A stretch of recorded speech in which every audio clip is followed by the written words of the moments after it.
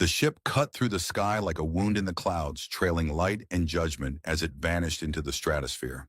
Her armor still gleamed in places, despite the ash clinging to it, but the gleam meant nothing now. She remained kneeling, one knee pressed into the cracked red dirt of the desolate world below, eyes locked upward until the glow of the engines became just another trembling star.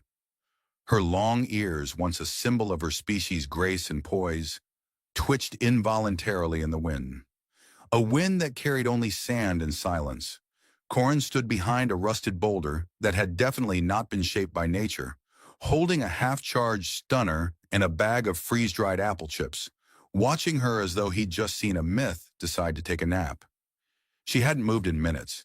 He wasn't entirely sure she was still alive, though that would be terribly ironic given the dramatic exit of what had clearly been her ride. Not that irony was in short supply on this planet. He had been stuck here 3 days now, which meant the local insect life had declared his legs a diplomatic zone. He took a cautious step forward and crunched loudly on a chip. She didn't react. Another step, another crunch. Then she spoke, so quietly he wasn't sure the wind hadn't made it up. "Am I really that worthless?" Her voice didn't shake. It didn't beg. It simply landed, soft, blunt, flat, and cut through the air like something final. Corin froze mid-chew. He wasn't ready for emotional warfare before breakfast. He said eloquently, lowering the chip bag. "I'm gonna assume that was rhetorical. Otherwise, I feel wildly underqualified." She turned. Her face was elegant, alien, beautiful in the kind of way that made humans invent poetry they couldn't pronounce. Her long black hair was tied back into a practical knot, a few strands licking her cheek in the wind. Her eyes, silver with pinprick pupils, narrowed with the unmistakable expression of a predator, wondering if the local fauna counted as protein. "Did you follow me?" she asked. "Well, I was here first," Corin replied, pointing vaguely toward a collection of solar panels now buried in sand. "Crash landed. I'd say small universe, but yours looks considerably larger and, more explodey." She rose to her feet in one graceful movement. Like gravity had been a courtesy she was done entertaining. Her armor, etched with pale bioluminescent lines, adjusted itself with a soft hiss. He noted a single broken plate at her left shoulder and a crack along one gauntlet. Either she'd been through hell or she'd punched it and moved on. "I don't need assistance," she said, sharp and direct. "If you value your life, leave." "Wow. Galactic standard for thank you for the warm welcome is getting stricter," Corin muttered. "Listen, lady, Commander, Admiral, abandoned space elf, whatever you are, you're stuck, same as me. And last I checked, this planet is famous for its charming plasma storms, roving insectoid horrors, and absolutely no reason to exist. So, maybe we could not do the mutual throat-slashing thing before lunch?" She stared at him. He wasn't sure whether it was fury or indigestion building behind those eyes. "My name is Thalith," she said at last, "former commander of the Yran Vanguard." "This was not my choice." Corin raised an eyebrow. "Getting dumped on Murder Dustball Alpha? No, I imagine not. Unless you're into performance exile." Thalith looked away. The hardness in her shoulders, the kind that came from years of command, faltered for just a moment. Long enough for him to see that her fingers had curled into fists so tightly her knuckles had gone pale. "I gave them an order they would not follow. They chose fear." "That's usually how mutinies go, yeah." He offered a hand. Corin Pell, amateur mechanic, full-time pessimist, accidental stowaway on a mining vessel that thought it could shortcut through a wormhole. Spoiler, it couldn't. Thalith didn't take his hand, but she didn't kill him either. "Progress." He motioned toward a nearby ridge. "I've got shelter over there. A little half-buried recon pod with just enough charge to keep water filtered and my socks dry. Not much, but beats brooding in open terrain where the sky sometimes screams." "I do not brood," she said, following him anyway. The recon pod was smaller than advertised, which was to say it wasn't really a pod so much as a reinforced barrel with hopes and dreams. Thaleth had to duck to enter, and even then her ears brushed the ceiling. Corin handed her a canister of water, which she sniffed suspiciously before sipping. You know, he said, sitting on the only crate not occupied by tools, you're handling this pretty well. Most people cry, scream, maybe write a sad poem or two when they're betrayed and marooned.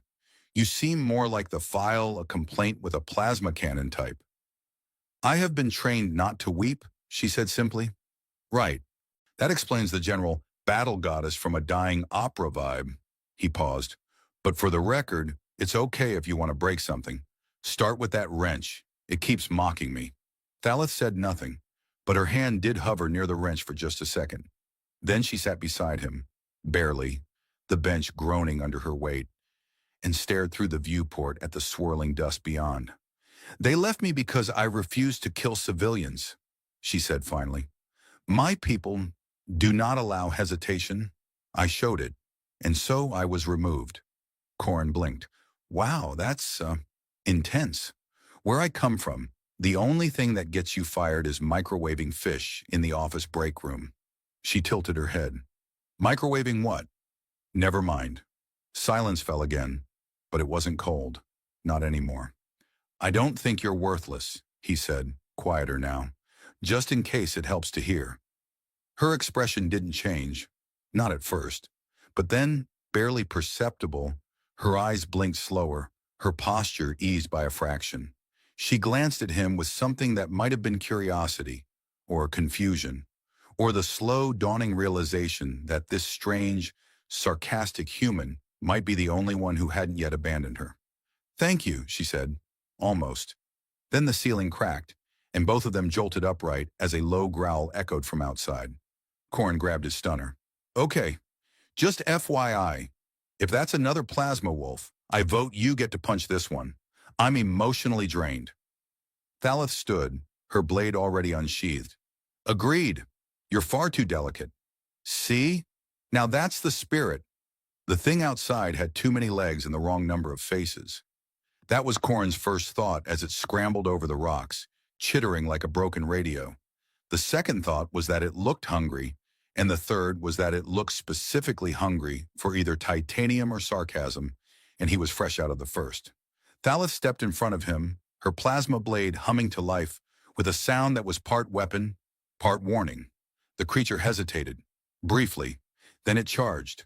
Thalith met it head-on, her body a blur of motion that defied physics and modesty. Her blade sliced through one of its frontal appendages, but it didn't stop. It screamed, no, harmonized, a piercing, discordant tone that sent a migraine directly into Corin's future. He stumbled backward, trying to aim his stunner, then realized he'd left the safety on. Again. Classic, he muttered, fumbling with the switch as Thalith vaulted onto the creature's back. She drove the blade deep into its thorax, if it had a thorax. Biology wasn't his field, and twisted. The thing shrieked, flailed, tried to throw her off, but she clung with a grip that could shame gravity. Finally, it collapsed with a wet, fizzing sound. Thalith landed on her feet, barely winded, covered in something that steamed. Is it dead? Corin asked, still aiming the stunner at its twitching limb. No, she said calmly. It's composing a farewell sonata. Corin lowered the weapon, rubbing his temples. I didn't realize sarcasm was part of year-end military doctrine. It's a tertiary discipline, mostly used in diplomacy. She wiped her blade clean on a piece of its hide, then gestured toward the horizon where the storm clouds churned in sickly green spirals. We cannot remain here. The predators are adapting to the noise signature of our equipment. That's the nicest way anyone's ever told me I attract monsters, he sighed. All right, I know a place. About 3 clicks northeast. An old relay station, pre-collapse tech. Might still have a comm beacon, or at least something with buttons I can pretend to fix. They gathered what little they had. Thalith scavenged a power cell from the creature's remains, muttering something in her native tongue that Corin chose to interpret as a prayer or a curse, possibly both. The journey began under the fractured sky, each step accompanied by distant thunder and the occasional high-frequency keening of more wildlife reconsidering its dinner options. Corin tried to keep up. He really did. But Thalith walked like someone who'd made treaties and conquered moons before breakfast. By comparison, he moved like someone who'd spent his adult life fixing vending machines in low-gravity cafeterias. So, he panted, stumbling over a rock that had clearly committed to being in the way. Any hobbies? Or is near-invincible exile with questionable people skills your whole thing? She didn't look back. I once cultivated a freshwater bloom garden aboard the Irinth flagship. Huh, and here I thought you were all doom and dismemberment. I am not without balance. She glanced sideways, just a flicker. Though the flowers did eventually weaponize. It was an oversight. He chuckled despite the ache in his calves. See? This is the kind of bonding I was promised when I joined the interstellar community. As they crested a ridge, the relay station came into view. It was less a tower and more a collapsed heap of girders wrapped around a satellite dish that looked like it had survived multiple love affairs with meteors. Still, parts of it flickered with residual energy, and that was hope. The interior was tight, rusted, and smelled faintly of ozone and regret. Corin got to work, prying open a maintenance panel while Thaleth explored the upper levels. After 30 minutes of arguing with a terminal that spoke only in obsolete code, he managed to coax a flicker of life from the relay console. Okay, he muttered, tapping furiously. If I route the signal through the compression buffer and amplify it with that leftover power cell, we might be able to broadcast a signal strong enough to hit orbit, assuming, of course, the laws of physics are feeling generous today.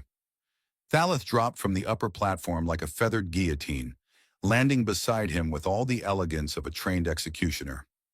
I found a functioning radar node, scanning range limited, atmospheric interference. Great, he said. So we're yelling into a hurricane with a paper megaphone. Classic Tuesday. She examined the screen. Can it transmit encrypted bursts? Maybe, if I reroute the bypass capacitor and slap it hard enough. Proceed. He worked in silence for a moment, fingers dancing across cracked glass. You know, he said eventually, I used to dream about moments like this. She arched a brow. You dreamed of dying with dignity in a rusted corpse of a forgotten outpost? Okay, not exactly like this, but the whole team up with a mysterious alien warrior bit? Yeah, I had that one. Usually involved less probable death and more interstellar romance. Occasionally, karaoke. She made a noise that might have been a scoff or a laugh. Your fantasies are inefficient. They're called aspirations. Thank you very much. A spark flew from the console. Corin swore, sucked a burnt finger, then grinned. Got it. Broadcasting on a loop. If anyone's listening, they'll pick us up in... He checked the output. 9 hours, give or take 5. Depending on solar flare interference, of course. She nodded. We will wait. No offense, he said, sitting back with a sigh. But you don't seem like the waiting type. I waited 6 hours in silence once to avoid detection during a diplomatic assassination. Corin blinked. What even is that sentence? It was a Tuesday. They settled into the makeshift control room, the silence between them no longer tense, just worn in. Comfortable, in a battlefield-worn, maybe we don't die kind of way. Outside, the wind howled. Inside, the ancient relay hummed softly with borrowed life. Corin looked over. Hey, Thaleth. Yes? You ever wonder what we'll do if no one answers? She met his gaze, calm and steady. Then we build our own ship. With spare parts and snark? With purpose. He smirked. I've got a few spare purposes lying around. She didn't smile, but she didn't not smile either. And for now, that was enough. The night on the relay station stretched like an old neural tape loop, crackling, restless, and constantly threatening to rewind to horror. The wind outside had changed from howling to something more deliberate, like it had opinions about their presence. Inside, Corin tinkered with a portable heater salvaged from a mining crate marked, "Do not remove from subsurface zone," which of course he had removed because cold toes were stronger than regulation. Thaleth sat cross-legged on a supply crate, inspecting her gauntlet with surgical detachment. The light from Corin's patch job heater glinted along the fractal circuitry in her armor, briefly revealing lines of etched script that shifted under the eye.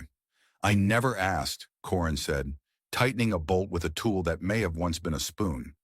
What exactly does that armor do besides look terrifying? It regulates power flows through my muscle weave, amplifies reaction time, and deflects low-grade plasma. Also dispenses nutrient gel when commanded. Nutrient gel, fancy. Any flavor options? Thalith didn't look up. Neutral is optimal for survival conditions. He paused. So, it tastes like what? Guilt? Sadness? Beige? She finally met his eyes. It tastes like endurance. He made a face. See, you could have said it's like chewing on ambition, and it would have sounded inspirational. But now I'm picturing cold toothpaste with the personality of sand. She said nothing. A moment later, her gauntlet emitted a low whir, and a tiny nozzle deployed. A thin stream of translucent gel slid onto her palm. She held it out to him. Try it. Corin hesitated. Is this a test of bravery or a diplomatic insult avoidance drill? Yes. He sniffed it, then cautiously licked. Tastes like disappointment in a can. Thalith blinked once. Accurate. They passed a few more hours in mutual silence, broken only by Corin arguing with the heater and Thalith occasionally tilting her head like she was analyzing the structural weaknesses of his personality. At 0342 station time, the relay console chirped once. Just a single weak blip of life. Corin lunged for it. That's either a signal or an extremely optimistic ant. The screen flickered, cycled through dead protocols, then stabilized. A message, compressed, short range, tagged with an unknown encryption signature. Thalith stood. It's not rescue. Corin squinted. Number no, it's a bounty transmission. Someone pinged this relay for active fugitives. She was already checking her blade, recalibrating the power cell. They know I'm alive. They know we're alive, he corrected. Look, coordinates. They're close. Too close for coincidence. Thalith's expression didn't change, but her movements quickened. We leave now. Right. Good plan. Evade murderous bounty hunters first, cry about existential betrayal later. They packed in minutes. Corin grabbed the relay's power converter, shoved it into his bag like it owed him money, and followed Thalith out into the storm. Dust spiraled in vertical ribbons, static lightning branching across the low sky like roots reaching downward. They didn't talk. No time. Just movement. Running. Sliding. Climbing through dead canyons and collapsed hulls of failed escape craft from wars no one remembered. Corin's breath came ragged. Thalith moved like gravity owed her favors. They found shelter beneath a broken survey drone, its wings bent like a collapsed spider. As they ducked under the shell, the signal pinged again. Louder, closer. Thalith activated a cloaking disc from her belt. We're not outpacing them. We ambush. Corin looked at her like she'd grown a second pair of ears. You say that like I'm built for ambushes. I once tripped over my own reflection. Remain behind cover. Use your stunner only when you see their optic flare. He pointed at her blade. What are you using? She raised her gauntlet. Regret. The hunters arrived 20 minutes later. 3 of them, armored, silent, weaponized shadows with refractive cloaks and targeting drones that crawled like insects through the dirt. Corin tried not to breathe too loud. Thalith waited until the first one passed the wreck's edge. Then she moved. Her attack wasn't loud. It was precise, efficient. One swing, and the first hunter dropped in a hiss of severed wires and blood. The others turned, too late. Corin aimed at the one raising a charge rifle. His finger twitched. The stunner whined. Blue light cracked across the darkness. The shot hit. The hunter spasmed and dropped. Corin let out a noise that might have been victory or indigestion. The third vanished. Stealth tech. Not good. Thalith ducked low, eyes scanning the shadows. Watch the ridge! A shot rang out. Her shoulder jerked. She stumbled, hissed something that didn't need translating. Corin saw the shimmer of the hunter's cloak on the ridge, aimed his stunner, but it was charging. Too slow. So he grabbed the power converter from his bag and hurled it. It hit the hunter's location with a heavy clang, breaking the cloak's illusion. The hunter spun, right as Thalith's blade arced upward and ended the conversation. She dropped to one knee. Corin rushed over. You okay? That shot looked bad. I've had worse, she said through clenched teeth. Once fought a Ryzak nest with a fractured femur. Sure, but this time you have me, and I have no useful skills besides sarcasm and creative battery theft. He helped her back to her feet. The wound was already sealing, a pulsing mesh crawling over her skin from within the armor. Self-repairing nanosutures, she explained. Painful, efficient, just like you. They scavenged what they could from the hunters, then moved again, slower now. The silence between them had changed shape. Less wary, more weighted. Corin spoke as they walked. Why'd you really refuse that order? The one that got you dumped here? She was quiet a long time. Then, they wanted me to destroy a colony that hadn't raised weapons. I saw children in the data feed. They called it statistical loss. I called it cowardice. He nodded. You broke the algorithm. Yes. You ever think you might have saved the urine from themselves? She didn't answer, but her shoulders seemed lighter, just slightly. By the time the sun cracked over the ridge, if that burning, squirming sphere even counted as a sun, they found what looked like the husk of a pre-Yran transport vessel embedded in the cliffside. Corin whistled. That's ancient. Thalith stepped forward, reverent. Older than my empire. Possibly older than yours. He poked a loose panel. Think it's haunted? Highly likely. He grinned. Good. Haunted ships have better snacks. She shook her head just once. But this time, unmistakably, she smiled. The ship embedded in the cliff had no name, at least none that survived the time and stone that had crushed its hull. Half its body was buried in black rock, the other half exposed like a fossil caught mid-flight. Corin pressed his palm against the scorched entrance panel and expected nothing. The ship, however, had other ideas. It buzzed once, angrily, like a machine woken before its preferred century, and slid the door open with a wheeze that sounded suspiciously like regret. Inside, the corridors were curved and seamless, formed from a material that didn't reflect light so much as consider it, then decline. Symbols moved along the walls, shifting as Corin watched them, like they were translating themselves through thought rather than language. I'm going to call this decor-style eldritch minimalism, he muttered. Thalith followed in silence, hand on her blade. She didn't trust the air here. It didn't feel stale.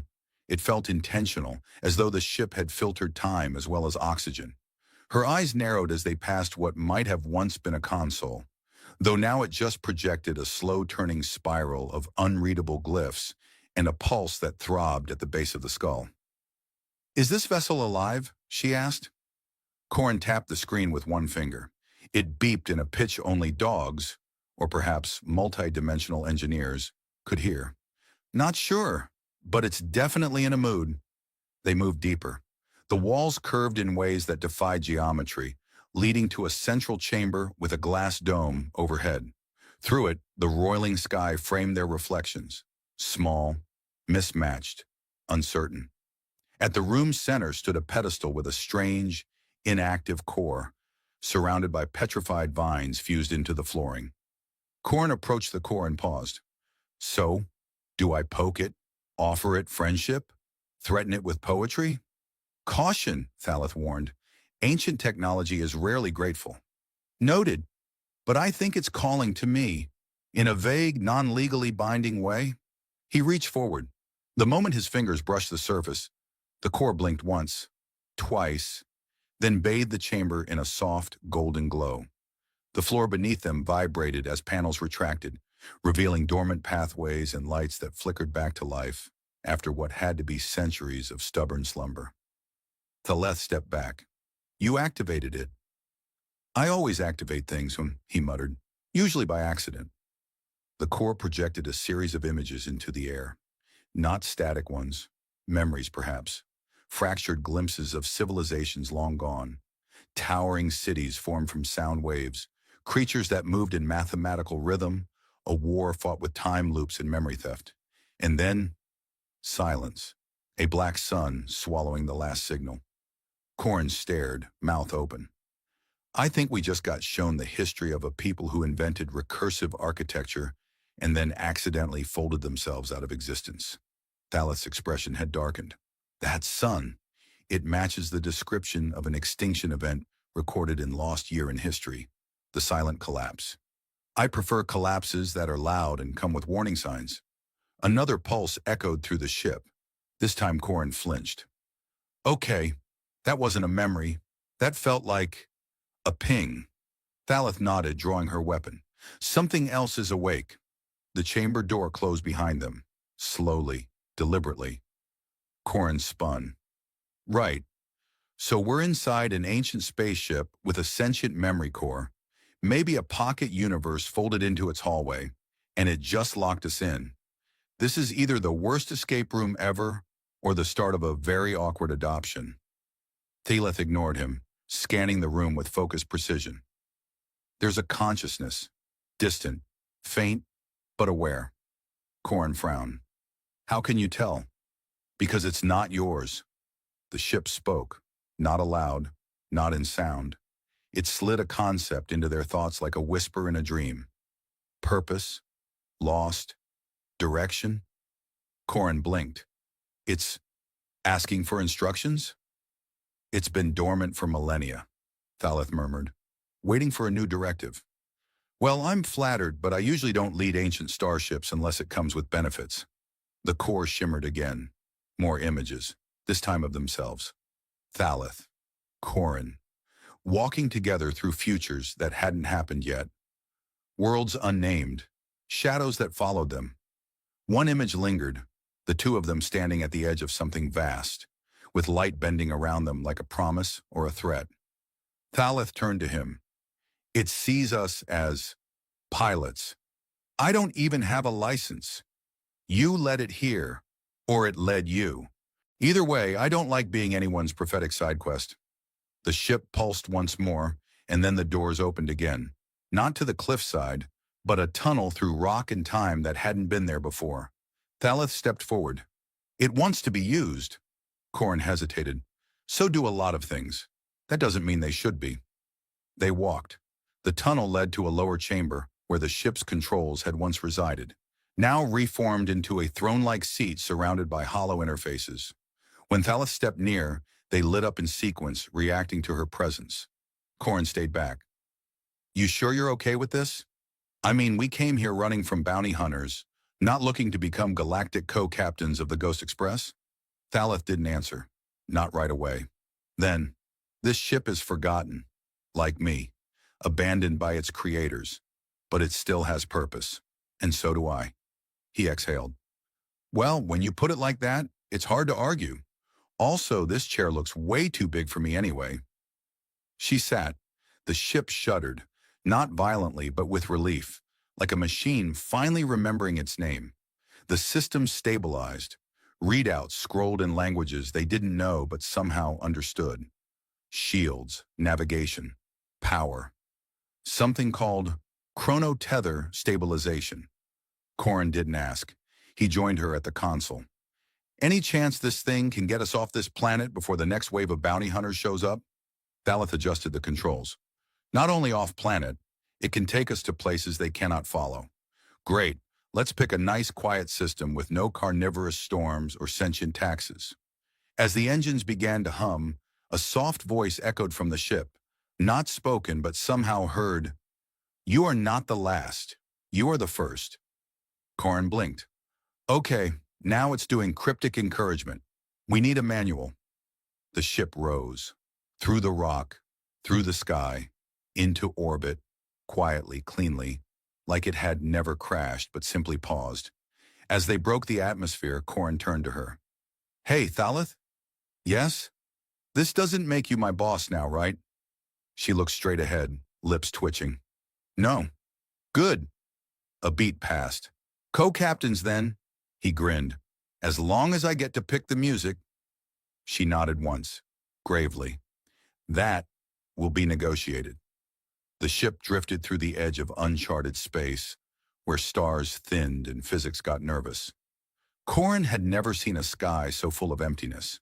No satellites, no trade beacons, no lists of forbidden sectors that started with, please don't go here in 6 languages.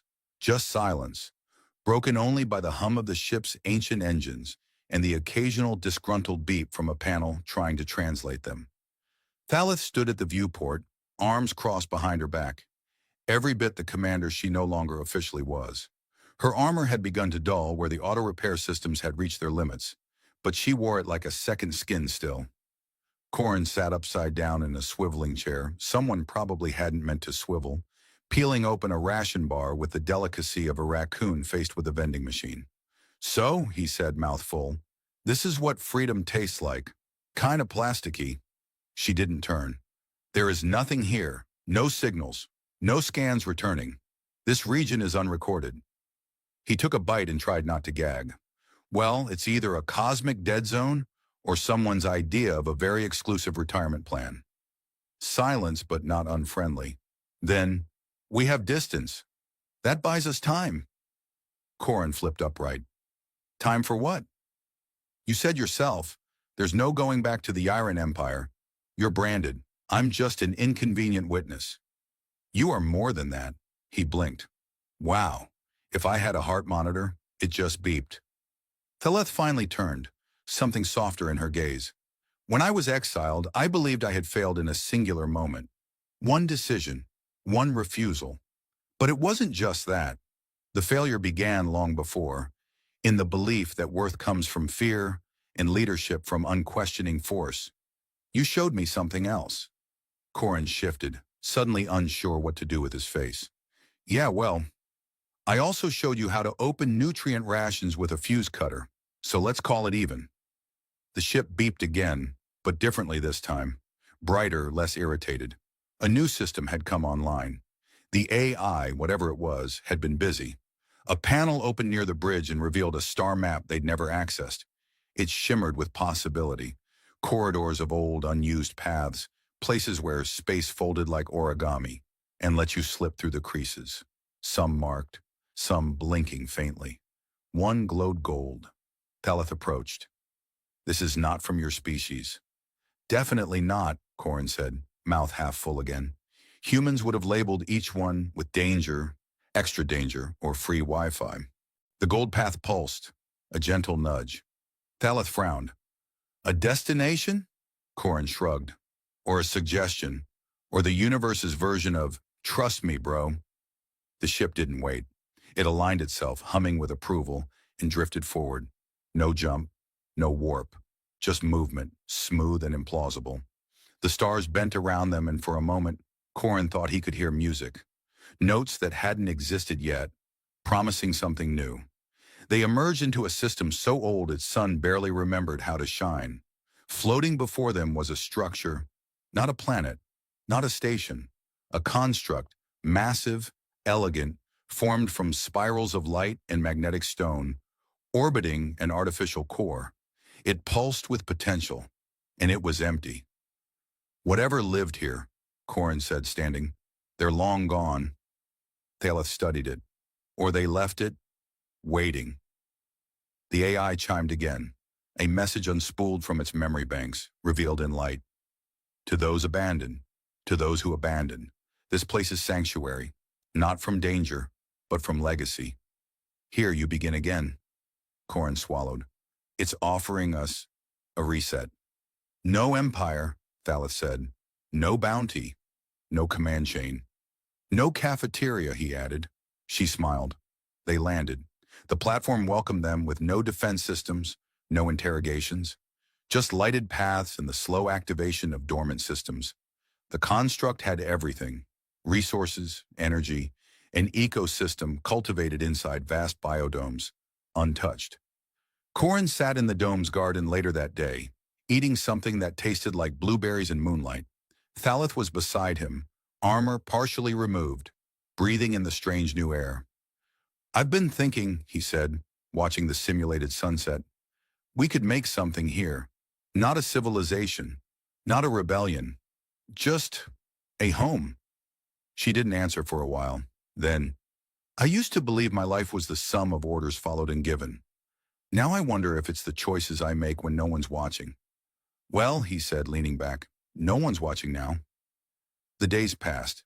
They repaired what they could, mapped the construct, built a rhythm. Corin taught her how to fix a hydro-regulator with chewing gum. She taught him how to disable an energy trap by listening to its harmonic pulse. They joked. They argued. They laughed slowly, like it was a language they were relearning.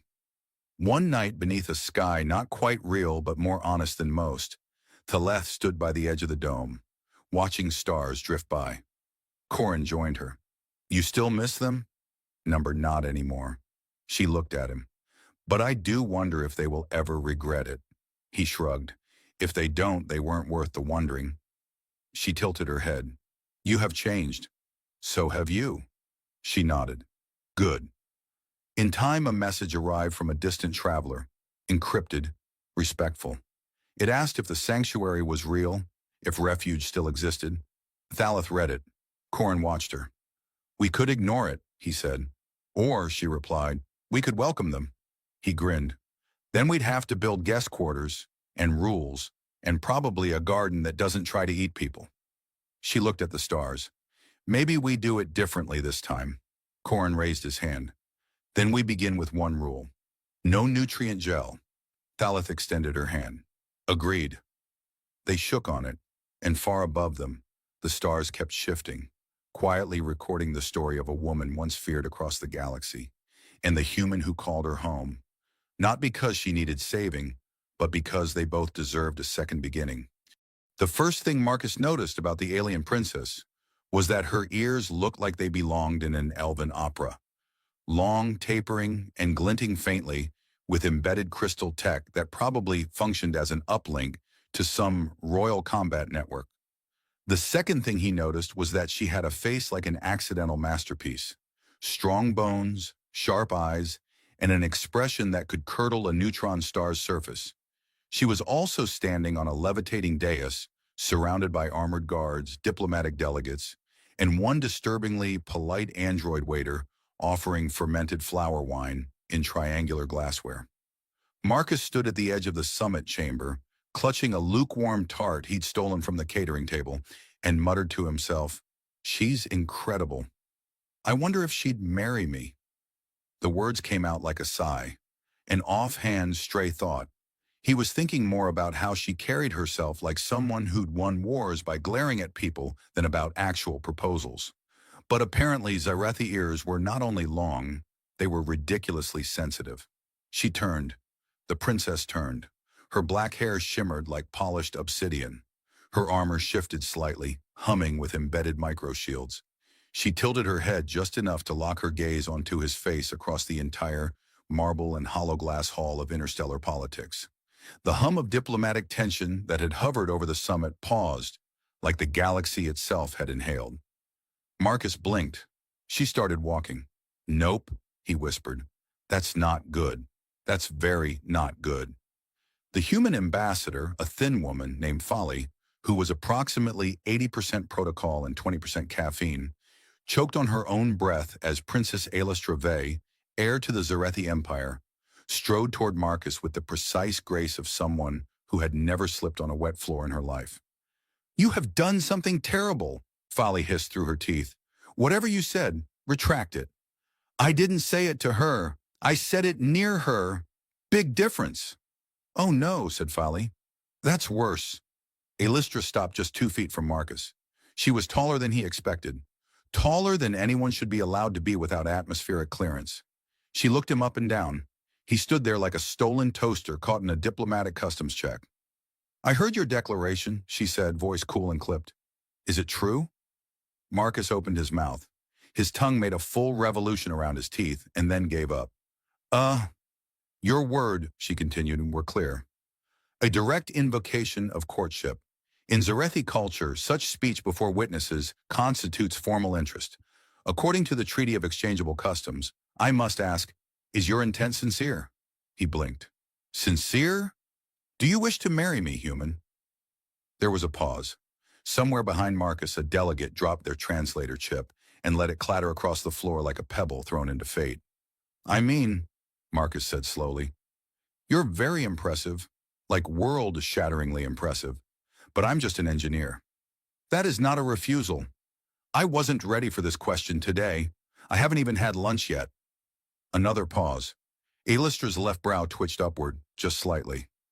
"Your hesitation is curious. You spoke clearly. You named me incredible. I also call sandwiches incredible sometimes."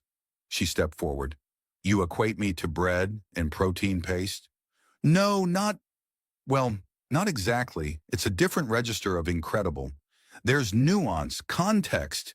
English is a very flexible language. I am fluent in 74 dialects of English. I detected no nuance. Okay, he said, hands raised in surrender. How about we walk this back a bit? You cannot walk back what has been heard, she said, only forward. That line, Marcus later realized, was not metaphorical. Two armored Zyrethi guards arrived, flanking him with polite expressions that somehow promised unimaginable violence. One even bowed and offered him a cloak, royal green, with shimmering threads of silver that pulsed softly. What's happening? He asked no one in particular. The suitor's cloak, one guard said helpfully. You've been summoned to the Garden of Declaration. That sounds like a terrifying place to be summoned to. It is very fragrant. I'm allergic to pollen. It is a virtual garden. Oh, great. Now I'm allergic to pixels. They guided him through a shimmering corridor filled with floating text in ancient Zyrethi script, through a rotating security ring that scanned his DNA and then complemented his bone density, and finally into a chamber made entirely of transparent quartz that overlooked the planet's radiant storm sea below.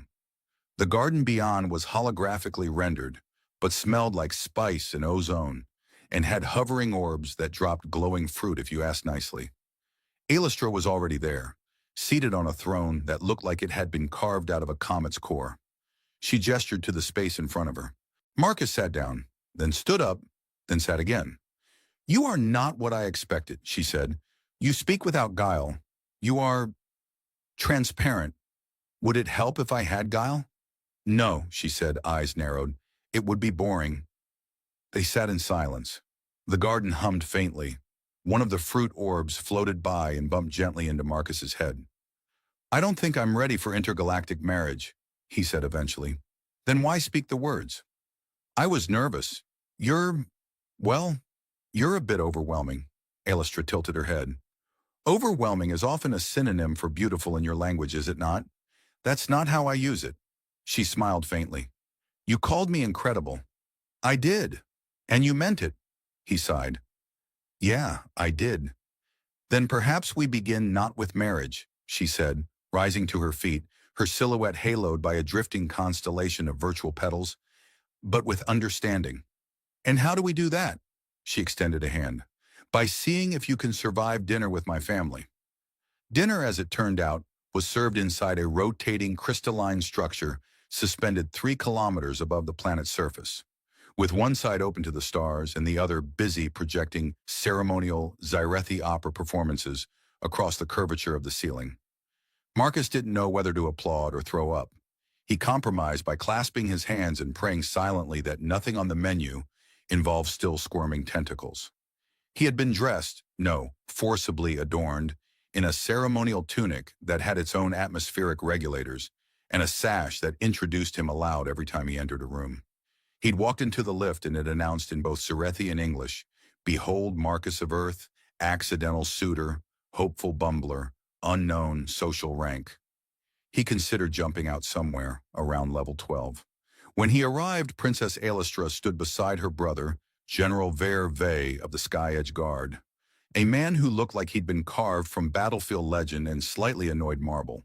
His armor was ceremonial, yes, but there was something about the way it hissed every time he moved that made Marcus nervous. Also, the general had not blinked since Marcus arrived. You are the human, Ver said, voice flat. I am. You declared intent to bond with the royal blood. Yes, technically, though I feel like context is being neglected. Ver's gaze narrowed. Have you ever trained in combat? I stubbed my toe on a wrench once and didn't cry. Does that count? The general made a sound somewhere between a grunt and a tactical review of a disaster. Aelistra, unfazed, gestured for Marcus to sit. My brother believes all suitors should be tested. Tested how? He has prepared a trial. Of course he has. The dinner table, if it could be called that, began to expand. Holographic panels shifted above each plate, displaying rotating cubes of data. One shimmered into a simulation of a goat. Marcus stared at it. Is that goat floating? It is the trial of versatility, Ver intoned. You will herd a quantum goat through a zero-gravity maze. I'm sorry, a quantum goat? It is both present and not present, Aelistra explained. It also emits sarcasm if you fail. The goat bleated, and the sound somehow made Marcus feel personally insulted. "I once failed this trial," said a nearby Zarethi noble, sipping blue wine. "It mocked my family for 12 days. Can I just skip to dessert?" The maze appeared above the table, projected in a shifting cube of light. Marcus was given a set of holographic controls, none of which were labeled in a language he understood. The goat blinked at him. He made his first move. The goat disappeared. "Oh no! You failed," Vare said instantly. "Give him a chance," Alastra said, smiling faintly. "This is part of his ritual." "What ritual?" "The one of being hilariously unqualified, yet somehow persisting." The goat reappeared, upside down, in a completely different quadrant of the maze. Marcus squinted. "Okay, that's it. I'm going to do this the human way." He set the controls aside, reached into his satchel, still clipped to his belt despite the ceremonial robes, and pulled out a pocket plasma welder. "What are you doing?" Alastra asked. "Cheating." The noble nearly choked on his wine. With a few precise movements, Marcus redirected the projection signal, he inverted the virtual gravity parameters, and rerouted the goat's path to lead directly into the center of the maze. The goat, now orbiting calmly, let out a bleat that sounded suspiciously impressed. Vare stared at him for a long moment. "You defied the rules. I solved the problem. You exploited the code. I engineered a solution using available resources, like any respectable nerd with survival instincts." The general blinked. Once. Then slowly, he nodded. "Acceptable." The table erupted in murmurs. Alastra laughed softly and placed her hand beside Marcus's. "You may have started this by accident," she said, "but I'm beginning to wonder if fate has a very specific sense of humor." Dinner continued. A parade of courses followed. Luminescent root vegetables that rearranged themselves on the plate if you hesitated too long, translucent fish that sang in harmonic frequencies until eaten, and a dessert that tried to escape twice before Marcus trapped it with an inverted spoon and a napkin. The Zarethi nobles watched with a mixture of horror and delight. Alastra looked like she hadn't enjoyed herself this much in years. Later, as the chamber rotated slowly to reveal the moons over the storm sea, Marcus stood beside Alastra near the edge of the crystal wall. "That trial," he said, "was completely ridiculous." "It was my idea." He turned to her. "Really? I wanted to see if you could adapt. Humor is often the sharpest tool of intelligence." "Then I must be a genius." "Moderately." A pause stretched between them. Stars winked across the horizon. "You know," Marcus said, voice quieter, "when I whispered those words, I never meant for any of this to happen. And now that it has, I don't know. I think I'd be okay with it. I mean, minus the goat." She tilted her head slightly. "Would you say it again?" He frowned. "What?" "The words, say them. On purpose this time." He swallowed. The sash around his shoulders detected rising heart rate and whispered, "Now would be a dramatic moment for a declaration." He ignored it. He looked into her eyes, cold fire and curious warmth all at once, and said, "You're incredible, and if you'd have me, yeah, I'd want to marry you." Alastra smiled. Then she leaned in and whispered, "Now the real trials begin." It began with a parade, not the fun kind, with streamers and jugglers and questionable music, but the Zarethi kind, somber, majestic, and conducted entirely on anti-grav platforms shaped like mythical beasts that may or may not have once been real. Marcus, strapped into a ceremonial harness covered in whirring sigils, was balanced precariously atop what looked like a metallic lion-moth hybrid, slowly drifting through the central spire of the Capitol spindle as thousands of citizens chanted ancient phrases with enough bass to vibrate his kidneys. He leaned sideways toward Alastra, who floated gracefully beside him on a much larger, more regal beast that seemed to exude superiority from every joint. "Is it normal for the crowd to chant in a way that sounds vaguely threatening?" "It's a blessing," she said. Roughly translated, they are saying, "May your lineage avoid implosion and bureaucratic disgrace." That's oddly specific. We are a precise people. Marcus adjusted his collar, which was actively tightening in response to altitude changes. Also, I'm 90% sure my parade beast just growled at me. It does that when it senses fear. Fantastic. It'll never shut up then. The procession wound through towers of shimmering alloy and crystal, through arches bearing ancient Zyrethi glyphs, and past thousands of streaming banners showing stylized images of Illustra and Marcus. He noted grimly that his depiction looked suspiciously like a stunned deer in a bathrobe. The artist had not been kind to his hairline. When the parade finally ended at the Temple of Harmony and Binding, Marcus was ushered inside by a trio of attendants who all looked like they bench-pressed philosophical arguments in their spare time. The chamber within was circular and dim, lit by softly glowing runes that floated mid-air and rearranged themselves every time someone spoke. Aelistra stepped forward, calm and collected, while Marcus was given a ceremonial bowl of purity vapors to inhale. He sniffed it and coughed violently. This smells like fermented kelp and regret. It's meant to open your perceptions. I can perceive every bad decision I've ever made, so yes, it's working. One of the elders, a floating, half-cybernetic being who appeared to be powered by equal parts wisdom and subtle judgment, hovered forward. Marcus of Earth, she intoned, you have made a declaration. You have passed the goat. Thank you for acknowledging the goat. You must now face the ritual of echoed truths. Through the neural spire, your memories will be linked with Elistra's. You will share your inner self. You may not like what you find. Marcus shifted nervously. Will she get to see my browser history? Only the emotional equivalents. So yes, the neural spire descended from the ceiling like a chandelier built by a hallucinatory AI. Tendrils of silken wire reached for his temples and wrists. He looked at Aelistra, who offered a slight nod. Ready? Let's do it. The connection surged. It wasn't pain. It was worse. It was memory. And not the carefully curated kind. Marcus found himself standing in the middle of a childhood birthday party where he'd accidentally lit his hair on fire, trying to blow out candles shaped like miniature rockets. The scene shifted to his first crush, rejecting him via a cartoon drawing of a sad panda. Then a moment of silence, just him, alone in a workshop, repairing a drone that kept asking him why he was lonely. Through it all, Aelistra watched, not judging, just seeing. And then her mind opened to him. War, ceremony, duty, her first battle, in exo-armor 3 sizes too big, standing over a fallen soldier and trying not to cry.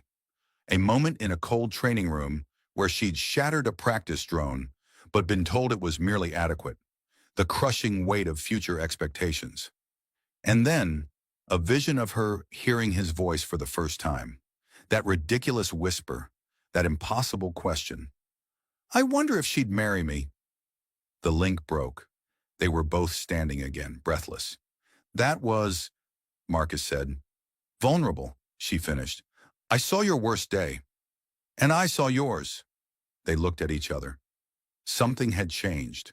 Not broken, not built, but revealed. Then the room exploded. Not literally, just in sound and panic. A projection burst into the center of the temple, shimmering into a masked figure, flanked by Zyrethi warships. The pale sigil, Aelistra hissed. Marcus, ever helpful, asked, that a band or a political faction? Extremists, purists. They believe my bloodline should not mingle with lesser species. Charming. The masked figure spoke. This union is a farce. It desecrates the throne. Stand down, princess, or face exile. Aelistra stepped forward, voice like a blade. I will not yield to cowards hiding behind dead creeds. Then the stars will burn for your pride. The image blinked out. Marcus slowly turned to her. You know, I sort of expected my first interstellar relationship to involve awkward brunches and figuring out toothpaste logistics. Not imminent war. I apologize. Zyrethi courtship often escalates. Into assassinations? Sometimes. Right, romantic. He adjusted his sash and looked around at the panicked attendants. So what now? We run? Hide? Sign an intergalactic restraining order? Aelistra grinned. We prepare. For what? For the next trial. I thought the goat was the trial. Oh no, she said. That was foreplay. Now you must survive. My grandmother. Marcus paled. Do I need the vapor bowl again? Yes, she said, but also maybe a shield.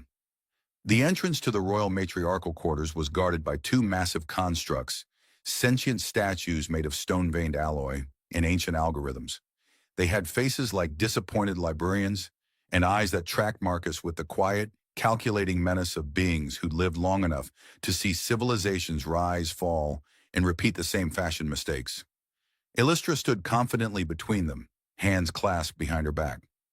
Marcus stood slightly behind her, clutching a peace offering, a delicately wrapped bundle of earth-grown tea leaves, harvested from a botanic dome somewhere in orbit around Venus, chosen because someone at the embassy told him her grandmother liked terrestrial curiosities. This is going to go fine, he muttered. Possibly. Possibly? That's all I get? My grandmother is not unkind, Alastra said. Just deeply, fundamentally intimidating. Like an exam you forgot to study for. Exactly, except the exam can smell lies. One of the constructs stepped aside with a gravelly hum, and the doors to the chamber opened with a whisper like unfolding silk. Inside was a room shaped like a spiral galaxy. Walls curled inward, each segment lined with ancient artifacts, hollow sculptures, and artifacts so old they radiated their own minor gravitational field. In the center, sitting on a low platform surrounded by floating books and a projection of an alien koi pond, was the Grand Matriarch. She looked like Alastra might look in 50 years, sharp-eyed, regal, and possibly capable of punching a star into a different orbit. She wore robes that shimmered in 4 spectrums at once and held a cane that may or may not have doubled as a particle disruptor. Marcus bowed shakily. Honored Matriarch, I bring greetings from Earth and a humble offering of oolong. She tilted her head. You are the accidental suitor. Yes. The one who compared my granddaughter to a sandwich. In my defense, it was a very flavorful comparison. Her eyes narrowed. Then, miraculously, she laughed. I have frightened emperors into silence, yet you arrive bearing tea and bad metaphors. Fear is a natural response, he said, but panic is just inefficient multitasking. The matriarch gestured for him to sit. Let us begin the trial of stones. Trial of what now? Conversation, Alastra whispered. Oh, good, he said. For a second I thought I was going to be hit with rocks. Only metaphorical ones. He sat across from the matriarch at a circular table. A device in the center spun slowly, an old Zyrethi tool for truth sifting. Each time someone spoke, the stone in the center glowed a color. Blue for truth, red for lie, purple for cleverness, yellow for evasive nonsense. She asked the first question. Why do you wish to be with my granddaughter? Marcus blinked. Because she's incredible. The stone pulsed blue. She's strong, honest, confusing in the best way, and once threatened a man into giving me extra dessert. The stone glowed a pleased green, which was not even on the color chart. She asked the second. What do you fear most about this union? That I'll ruin everything. The stone pulsed blue again. That I'll say something stupid at the wrong time and offend a star admiral or accidentally insult a moon. The stone hesitated, then turned purple. Valid, the matriarch said. They went on like that, questions layered with tradition, wisdom, and mischief. Marcus answered each with a blend of honesty, sarcasm, and clumsy charm. At one point, he accidentally referred to a sacred Zyrethi proverb as a spicy haiku, but managed to recover by quoting it backward and explaining its philosophical symmetry. The matriarch, to Elastra's visible shock, seemed amused. Last question, she said. Would you still wish to be with her if the crown were gone? Yes, Marcus said. Absolutely. I didn't fall for the politics. I fell for the person. The stone pulsed blue. And the cape, he added. The cape's got a lot of flair. The stone glowed a ridiculous magenta and released a chime that sounded like an alien chuckle. The matriarch sat back. You are either foolish or very brave. I've been told it's a 50-50 split. She looked at Alastra. He is unconventional. He's human. That does seem to account for it. Then she stood, tapped her cane once, and declared, You have passed. Marcus blinked. Wait, that's it? Of course not. There's still the political trial, the public broadcast, and the simulation of shared fate. But for now, you may eat cake. A side panel in the wall opened and produced a platter of shimmering, multi-layered Zarethi cake slices that smelled like joy and electricity. Marcus took one gratefully. Does this cake explode? Only with flavor. They shared a quiet moment. Alastra leaned closer. That went better than expected. Yeah, he said. I think your grandmother likes me. She once vaporized a suitor for bringing scented bath salts. I considered bath salts. Then you are luckier than you are wise. Before he could respond, the room's alert field shimmered, and a message flashed into the air. Emergency Council summons. Pale sigil forces in motion. The cake slice wilted slightly in his hand. Alastra stood. They move faster than we thought. What does that mean? It means the next trial may not be in a temple or a court. Marcus swallowed. Where then? She looked at him. A warship. The warship Thronebound was a cathedral of propulsion and prophecy, bristling with plasma lances, shield nodules, and 3 separate chapels to house emergency diplomatic ceremonies. Its corridors hummed with readiness as political dignitaries, military tacticians, and ceremonial attendants moved in carefully orchestrated panic. Somewhere on Deck 4, a noble was trying to fit a crown onto a strategic AI and being gently electrocuted for his efforts. Marcus stood in the warship's central chamber, an enormous, spherical space called the Mirror Nexus, currently transformed into a war council, a press room, and, if things went wrong, a planetary tribunal. The ceiling displayed the Zarethi starfields in real time, complete with marked ships from the approaching Pale Sigil fleet, pulsing red like angry pimples on an otherwise elegant face. He adjusted his ceremonial cape, now upgraded with defensive shielding, translation subroutines, and a hidden snack compartment. So, let me make sure I've got this straight. The extremist faction that wants to obliterate me and all evidence of romance is arriving in 17 minutes, and our plan is to... What? Negotiate? Alastra, standing in full battle regalia beside him, nodded. Publicly, while secretly executing an algorithmic confession matrix to expose their treason via the Council's justice protocol. Oh, good, Marcus said. For a second I thought we were doing something risky. She raised a brow. Are you sure you are ready for this? He looked at her, eyes steadier than they'd been since the day they met. Number. But I'm going to do it anyway. I've gotten pretty good at that. She smiled. You've changed. I still panic. I just do it later. The Pale Sigil flagship, Vowbreaker, docked like a blade sliding into its sheath. A delegation arrived, tall, severe, glimmering with silver insignias of obsolete authority. Their leader, High Executor Thas, looked like a man who had argued with black holes and expected to win. You would dilute the bloodline for sentiment? He asked, sneering at Marcus. With this organism? Marcus stepped forward, cape flaring like a drama enthusiast with stage lighting. Hi. Yes, organism present. Also an engineer, a fairly decent cook, and someone who spent the last 2 weeks being insulted in 7 dialects and still managing to not run away. You mistake stubbornness for worth. No, Marcus said. I mistake cruelty for cowardice, and that mistake's on you. Gasps echoed. One of the council members fainted briefly, recovered, and began live streaming the moment. Alastra activated the confession matrix. Your forces violated sovereign treaties. Your words now stand as witness. Light burst from the Nexus floor, dozens of glowing sigils rising like judgment from the architecture itself.